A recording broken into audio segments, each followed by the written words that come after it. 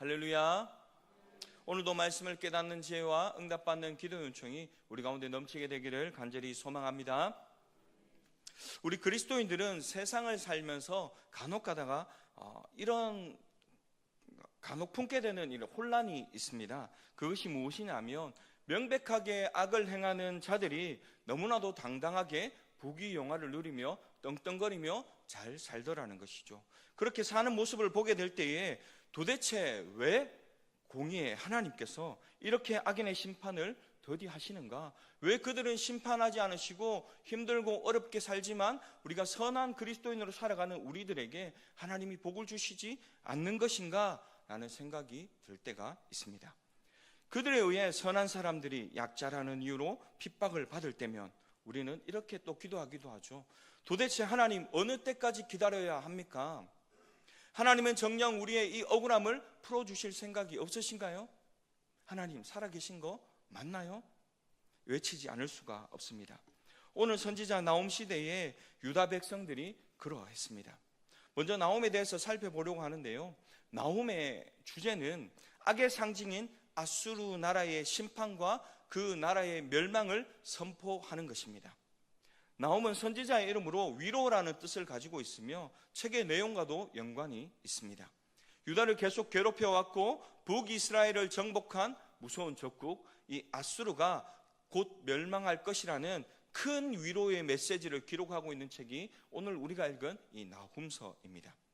또한 사람들이 아수르의 수도 니느웨가 멸망하는 것을 보면 내가 어디서 니느웨를 위로할 자를 구하리요 라고 3장에 기록되어 있고요, 이 말이 무엇이냐면 니느웨의 멸망을 동정의 눈으로 볼 자가 아무도 없다는 것입니다. 이 당시에 이 아수르라는 나라는 이 니느웨가 수도였고요, 그리고 이 나라 사람들은 너무나도 전투적이었고 호전적인 사람들이었습니다. 전쟁을 좋아하는 민족이었고요, 그래서 이웃에 있던 약한 나라들을 다 정복하고 그들의 나라로 흡수해 버렸습니다. 그리고 그들에게는 너무나도 잔인한 민족들이라는 이름이 있었기 때문에 그 정복한 나라들을 괴롭히는데 너무나도 잔인하게 괴롭혔다는 것이죠. 그러다 보니까 니느웨의 멸망을 바라보는 모든 사람들이 그들의 눈으로 그 니느웨를 바라볼 때에 동정하지 않을 것이다 라는 조롱의 말을 하고 있었다는 것이죠. 여기서도 나홈 선지자의 이름을 상기시키는 위로라는 말이 사용됩니다. 니느웨는 오래전 요나가 심판의 메시지를 전했을 때에 회개함으로 위기를 넘어가게 됩니다. 그리고 나서 그 후에 한 100에서 150년 정도의 시간이 지나고 나서 이 나홈서가 선포되었다는 것이죠. 다시 죄악이 가득해졌고 나홈이 예언할 이 시대가 되었을 때에 이 니느웨 아수르라는 나라는 더 이상 회개하지 않았습니다. 나홈은 그들의 멸망이 이제 불가피하다고 그래서 예언하고 있다는 것이죠. 또 나홈의 활동 연대가 정확히 나와 있지는 않지만 이 니느웨의 멸망을 알리는 경고의 메시지이므로 니느웨가 멸망한 주전 612년 이전에 기록되었을 것이라고 알고 있습니다. 또한 3장에 보면 이집트의 도시 노아몬이 아수르에 의해 이미 파괴된 것을 기록하고 있습니다. 이 사건은 주전 663년에 일어났으므로 이 나홈서는 주전 663년과 주전 612년 사이에 기록되었는 책으로 알 수가 있습니다. 노아몬은 이집트의 태양신인 아몬의 성읍이라는 뜻으로 주전 2000년부터 663년까지 이집트의 중심 도시로서 특히 상부 이집트의 수도 역할을 했던 도시였습니다. 노아몬의 헬라 이름은 테베였으며 다음에 룩스로 불리게 됩니다. 이 노아몬은 나일강을 중심으로 동쪽에서 태양이 떠오르므로 동쪽에 카르낙 신전과 룩소 신전 등 거대한 신전의 유적을 가지고 있는 도시이기도 하죠.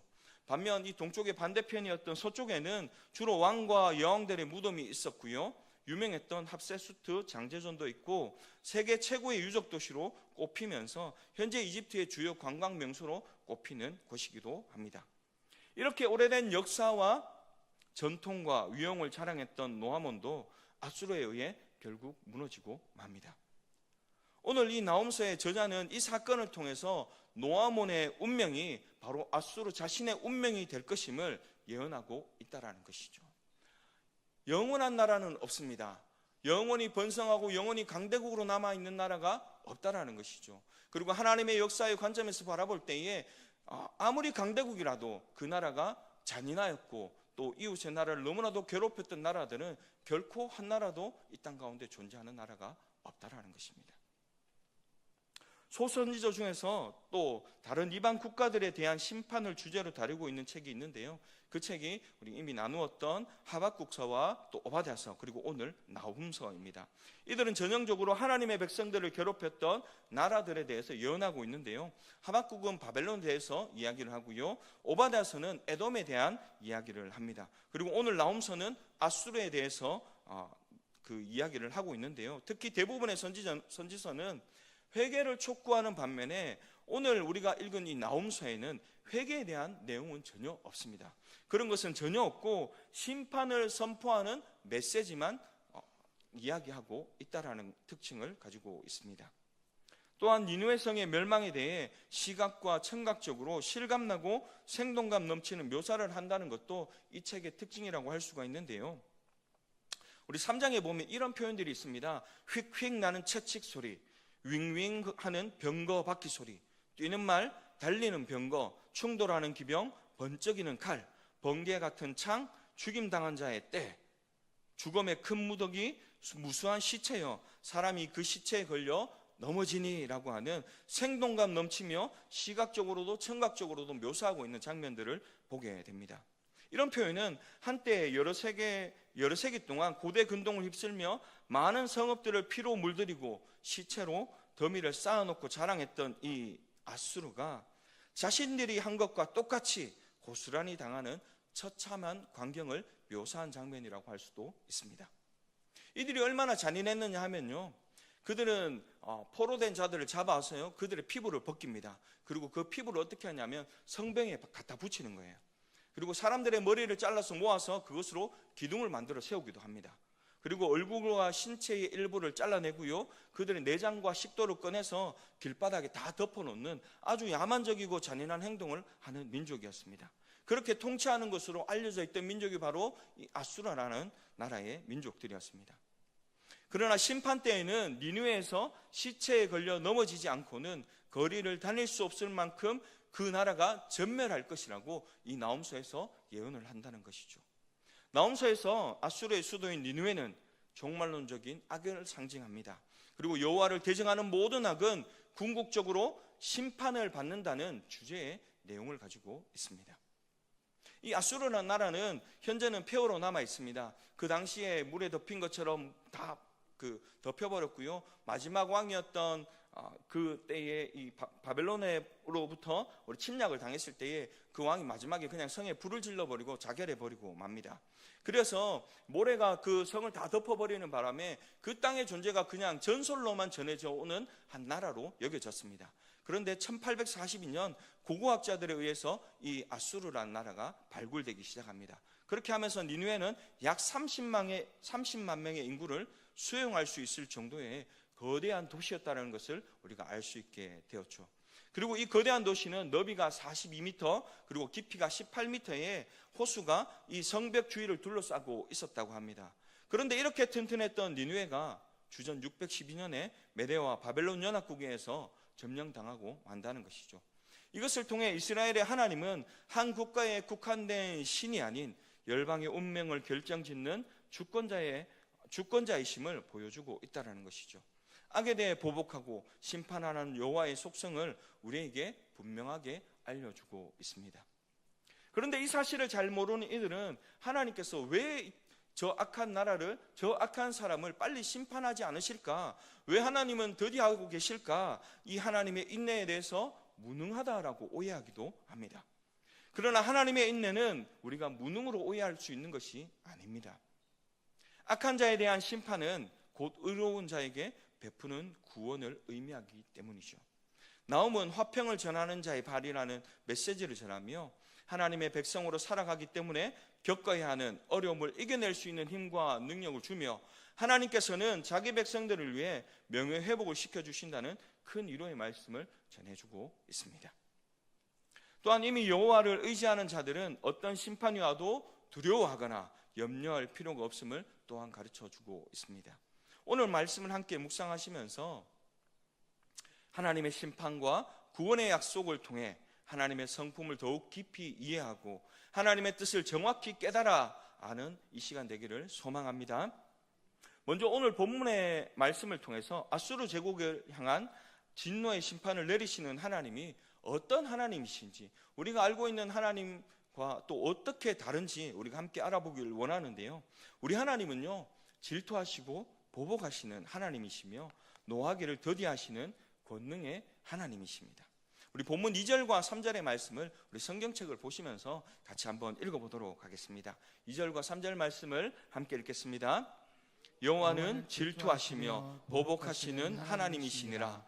여호와는 보복하시며 진노하시되 자기를 거스르는 자에게 여호와는 보복하시며 자기를 대적하는 자에게 진노를 품으시며 여호와는 노하기를 더디하시며 권능이 크시며 벌받을 자를 결코 내버려 두지 아니하시느니라. 여호와의 길은 회오리 바람과 광풍에 있고 구름은 그의 발에 티끌이로다. 아멘. 우리가 알고 있는 하나님은 어떻습니까? 많은 사람들이 하나님을 이렇게 알고 있어요. 하나님을 사랑의 하나님, 좋으신 하나님, 선하신 하나님, 그렇게 믿고 성경에서 또한 그렇게 가르쳐주고 있습니다. 그런데 그런 사랑의 하나님께서 오늘 나홈 선지자를 통해 어떤 하나님이라고 이야기하고 있습니까? 질투와 보복의 하나님이라고 선언하고 있습니다. 우리는 이 말씀을 통해 성경에서 가르치는 하나님의 성품에 대한 균형적인 시각을 가질 수가 있어야 된다는 것입니다. 하나님은 사랑의 하나님이시기도 하지만 동시에 공의와 정의를 행하시는 하나님이십니다. 그런데 여기서 질투와 보복이라는 감정을 우리가 생각하는 인간이 느끼는 이 부정적인 감정으로 생각하면 안 됩니다. 오늘 이전에 나오는 질투와 보복이라는 말은 하나님의 공의와 정의에 대한 하나님의 성품을 이야기하는 것입니다. 하나님의 사랑을 거부하고 하나님의 정의와 공의를 거스르는 세력들에 대해서 하나님의 의로운 분노를 느끼신다는 것이 바로 이 질투와 보복이라는 말로 표현되었기 때문이죠. 하나님께서는 사랑의 하나님이시기 때문에 죄인들이 회개하고 돌아오기를 바라시되 오래 참으심으로 기다리십니다. 동시에 하나님은 정의와 공의의 하나님이시기 때문에 죄인들을 가만히 놔두실 수가 없습니다. 그래서 참고 또 참고 기다리시다가 하나님의 오래 참음과 인내하심을 무시한 채 계속적으로 범죄의 자리에 있는 자들을 하나님이 정하신 때에 심판하시는 것이죠. 오래 참으시지만 영원히 참지 않으신다는 것입니다. 오래 참으시는 하나님은 사랑의 하나님이십니다. 그러나 하나님은 또한 공의와 정의를 행하시는 하나님이라는 사실 우리가 기억할 수 있기를 바랍니다. 우리 지난달에 함께 말씀을 나누었던 오바댜 선지서에서도 범죄한 에돔 민족을 향해서 하나님이 오래 참으심으로 그들이 돌이켜 회개할 길을 주셨다는 것을 우리가 배웠습니다. 오늘 아수르 제국도 마찬가지입니다. 하나님의 사랑으로 그들이 돌이켜 회개하기를 바라시며 오랜 시간 동안 하나님께서 기다려 주셨고 여러 선지자들을 통해 그들이 회개할 기회를 허락해 주셨습니다. 그런데 이러한 하나님의 사랑과 오래 참음을 비웃고 업신여기며 하나님 앞에 당당히 범죄함을 즐기는 그들을 향해서 하나님은 마침내 그들의 회개하지 않는 완악함에 대해서 질투와 보복의 마음으로 징계를 내리시겠다는 것입니다. 어떻게 징계를 내리실까요? 우리 본문 8절과 9절 말씀도 같이 성경을 보며 함께 읽어보도록 하겠습니다. 함께 봅니다. 그가 범람하는 물로 그곳을 진멸하시고 자기 대적들을 흑암으로 쫓아내시리라. 너희는 여호와께 대하여 무엇을 꾀하느냐? 그가 온전히 멸하시리니 재난이 다시 일어나지 아니하리라. 아멘. 우리 8절에 보면 범람하는 물로 그들을 진멸하신다라고 말하고 있는데요, 이 말씀은 홍수가 지나간 자리처럼 모두 쓸어버리시겠다라는 말입니다. 그리고 흑암으로 쫓아내신다는 것은 찬란했던 이 아수르 제국의 부귀와 영화가 한순간에 모두 몰락해 버릴 것을 말하는 것이죠. 또 9절에 나오는 재난이 다시 일어나지 않는다는 것은 하나님의 심판이 너무나 철저해서 두 번 심판할 것 없이 단번에 멸해 버리시겠다는 단호한 경고의 말씀입니다. 우리 요나서를 보면요, 하나님께서 아수르의 수도 니느웨를 모두 멸망시켜 버리시겠다고 선언하십니다. 그런데 이 심판을 경고를 들었던 이 니느웨 왕과 또 모든 백성들이 하나님 앞에 회개를 하는 장면이 나오죠. 그리고 하나님께서는 이들의 회개를 보시면서 심판하시려고 하셨던 마음을 거두시고 돌이키셔서 그들을 용서해 주십니다. 아수르는 하나님을 믿지 않는 이방 나라요, 하나님의 백성들을 괴롭혔던 악독한 민족이었습니다. 그러나 그렇게 많은 죄를 저질렀음에도 불구하고 하나님께서는 이 아수르 제국도 회개하니까 용서해 주셨다라는 것이죠. 하나님은 이처럼 회개하면 용서해 주시는 좋은 분이십니다. 그런데 이 아수르가 어떻게 합니까? 이 요나 선지자가 와서 회개하고 난 이 다음부터 이 나움 선지자가 와서 다시 예언의 말씀을 선포하기까지 100년에서 한 150년 정도의 세월이 흘렀습니다. 그런데 그 세월 동안 회개한 것을 잃어버리고 다시 범죄하고 죄악을 저지릅니다. 하나님 앞에서 악독한 모습으로 살아갔다라는 것이죠. 그런데 그 모습으로 다시 회개해야 함에도 불구하고 그들은 회개의 자리로 돌아오지 않았습니다. 회개하지 않고 다시 돌아와야 함에도 돌아오지 않고 하나님 앞에서 죄악된 모습으로 살아갔던 민족이었습니다. 그러니 회개하지 않았던 이 민족을 하나님께서 결국은 심판하신다는 것이죠. 자신들의 죄를 회개하는 자들에게는 한이 없이 너그럽고 자비로우신 하나님이시지만 죄를 뉘우치지 않고 회개를 거부하는 자들에게는 홍수가 덮치듯이 모든 것들을 멸하여 버리시는 무서운 하나님으로 다가오신다는 사실을 우리는 반드시 기억해야 합니다. 이어서 10절과 11절 말씀을 보시면 지금 아수르 제국의 모습을 상징적으로 보여주고 있는데요, 우리 10절과 11절 말씀도 함께 읽어보시겠습니다. 함께 읽습니다. 가시덤불같이 엉클어졌고 술을 마신 것 같이 취한 그들은 마치 마른 지푸라기 같이 모두 탈 것이거늘 여호와께 악을 꾀하는 한 사람이 너희 중에서 나와서 사악한 것을 권하는도다. 아멘. 아수르의 모습을 어떻게 표현합니까? 가시덤불 같이 엉클어졌고 술에 취한 자처럼 형편없음을 이야기하면서 결국 그들은 하나님 앞에서 교만하며 그들의 죄를 돌이켜 회개하지 않았기 때문에 마른 지푸라기처럼 불에 태워져 없어져 버릴 것이라고 경고하고 있습니다. 또 여호와께 악을 꾀하는 사람이 나오는데요, 이는 아수르 제국의 통치자를 뜻합니다. 아수르 제국의 통치자가 하나님 앞에서 악을 꾀하며 백성들을 범죄의 길로 이끌고 있다는 것을 말하고 있는 것이죠. 우리가 너무나 잘 아시는 이야기입니다. 1980년도에서 90년도에 한 시대를 풍미했던 최고의 복서가 있습니다. 혹시 누군 줄 아시나요? 마이크 타이슨이라는 복서입니다. 그가 이런 말을 했습니다. 누구나 그럴싸한 계획을 갖고 있다, 두들겨 맞기 전까지는. 이런 유명한 어록을 남겼었죠. 그렇습니다. 아수르가 모든 계획을, 무슨 계획을 꾸밀지라도 하나님께서는 그 계획을 무효화시키고 아수르를 심판할 것을 말하고 있다라는 것이죠. 이어서 12절은 또 이렇게 말합니다. 여호와께서 이같이 말씀하시기를 그들이 비록 강하고 많을지라도 반드시 멸절을 당하리니 그가 없어지리라. 내가 전에는 너를 괴롭혔으나 다시는 너를 괴롭히지 아니할 것이라. 아수르가 다시는 유다 백성을 괴롭히지 못하게 될 것이라고 말씀합니다. 그런데 하나님께서 이렇게 또 표현하시죠. 내가 전에는 너를 괴롭혔으나 라고 말씀하시는데요, 이 표현은 무엇이냐면 표면적으로는 아수르가 이스라엘 백성들을 괴롭혔지만 아수르는 결국 하나님의 도구였다라는 것입니다. 하나님께서는 아수르를 통해 유다 나라가 하나님 앞에 바로 서지 못하고 죄악의 모습으로 살아가고 있으니까 이 아수르라고 하는 나라를 도구로 사용하셔서 유다 나라를 바르게 세우기를 원하셨다라는 것입니다. 그리고 하나님께서 아수르의 마지막에 대해서 이렇게 말씀하시죠. 우리 본문 14절 말씀입니다. 14절 말씀도 같이 한번 읽어보시겠습니다.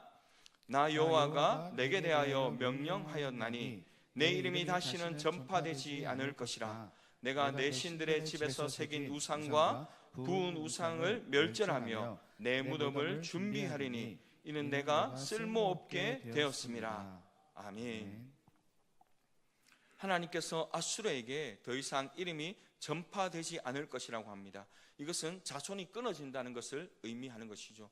아까 전에 한번 말씀을 드렸습니다. 아수르라는 제국이 정말 멸망하고 난 다음에 그 성이 모래로 다 덮여버리는 바람에 전설로만 남아있는 한 나라, 그냥 전설적으로 나오는 그냥 이야기의 한 나라라고만 모든 사람들이 기억하고 있었습니다. 그러나 19세기 말에 이 아수르라는 제국이 고고학자들에 의해서 발견되면서 정말 실존했던 나라구나 라는 것을 그때서야 사람들이 알게 되었다는 것이죠. 하나님께서는 이처럼 그의 이름이 전파되지 않도록 멸망시켜 버리시겠다고 우리에게 말씀해 줍니다. 모든 우상들은 다 없애 버리신다고 말씀하신 것입니다. 그런데 사실 우리가 알고 있는 이 우상이라는 것은 없는 것입니다. 이것이 무슨 말이냐면 인간이 자기 욕망을 이루기 위해서 없는 것을 있는 것처럼 만들었다는 것을 말하는 것이죠. 그리고 무덤까지 파놓겠다고 하십니다. 즉 아수르라는 존재의 마침표를 찍으시겠다는 말씀인 것이죠.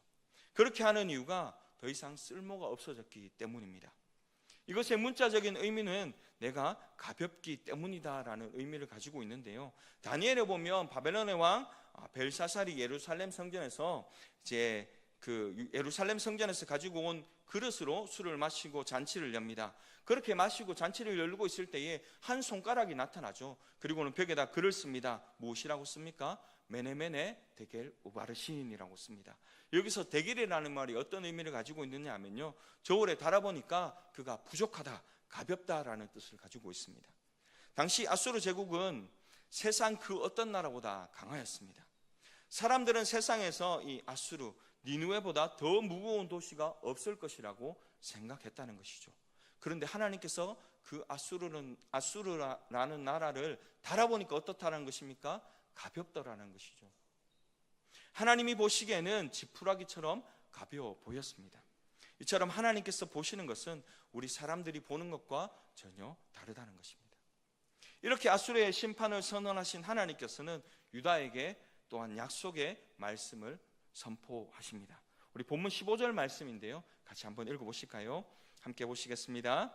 볼지어다 아름다운 소식을 알리고 화평을 전하는 자의 발이 산 위에 있도다. 유다야 내 절기를 지키고 내 소원을 갚을지어다.